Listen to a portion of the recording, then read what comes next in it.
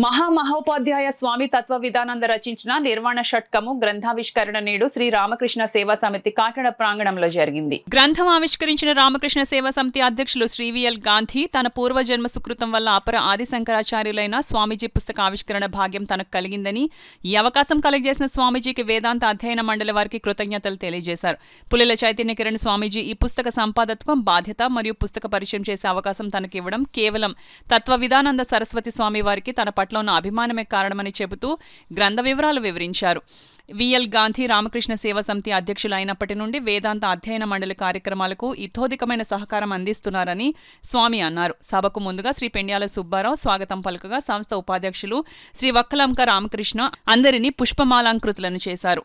ఇంకా ఈ కార్యక్రమంలో శ్రీ కొప్పతి సుబ్రహ్మణ్యేశ్వరరావు, శ్రీ కొండలరావు, శ్రీమతి కందుకూరి వాణి, శ్రీ వివి ఎల్ఎన్ మూర్తి తదితరులు పాల్గొన్నారు.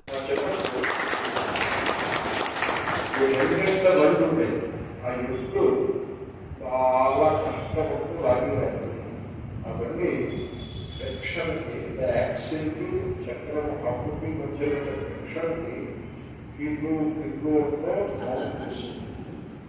ఆ సౌండ్ వస్తుందంటే ఎత్తు చాలా కష్టపడుతుందని అర్థం. ఆ రైతుకి దయం ఉంటే ఆ యాక్సిల్కి గందెన అంటే డూప్లికేట్ గందెన మరణం అది ఎక్కడి నుంచి పట్టుకొచ్చి ఆ యాక్సిల్కి పెట్టి ఆ వీళ్ళు చూస్తే మృత్యుకి కొంచెం తేలు. కాబట్టి ఎప్పుడు కష్టపడి లాగితే న్యాయమా, ఎప్పుడు ఉత్సాహంగా ప్రేమగా లాగితే న్యాయం.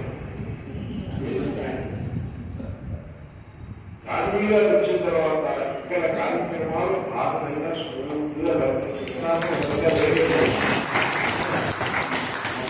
అభిప్రాయం ఏంటంటే no friction. Friction physical friction దృష్టాంతం కాదు. నో ఫ్రిక్షన్ అంటే ఫ్రిక్షన్ ఫిజికల్గా ఉన్నప్పుడు గందెన పెడితే ఆ ఫ్రిక్షన్ పోతుంది. అందువల్ల వారి సహృదయత, వారి ప్రేమ భావం, వారికి వేదాంత శ్రవణంపై శ్రద్ధ, తర్వాత సమాజంలో ఉండే జీవన విధానంపై వారి ఉన్న దృక్పథము, విశాలమైన దృక్పథము, వీటి వలన మా కాకినాడ యాత్ర ఇక్కడ క్లాసులు చెప్పుతా పుస్తకాలు ఆనందించుతా అనే మొత్తం ఎఫర్ట్ అంతా కూడా మొత్తం ప్రయత్నం అంతా కూడా ఏ విధమైన ఫ్రిక్షన్ లేకుండా నడుస్తుంది. అంటే మరి ఫ్రిక్షన్ మీద అనుభవించారా ఏమి అలా కంపేర్ చేస్తున్నారంటే అనుభవించిన మాట వాస్తవం.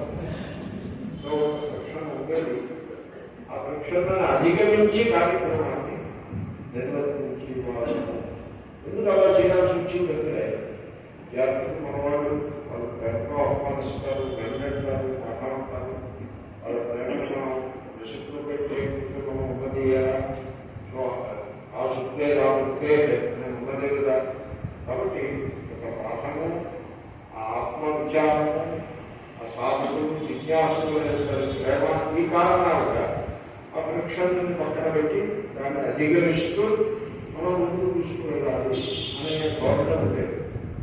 అంటే పర్సనల్గా తీసుకోకుండా ఈగోటిజంకి తాగు తీయకుండా కేవలం అధ్యయనము విచారము మాత్రమే అనే ఒక ఉన్నతమైన ఆశయంతో మన విద్యార్థులు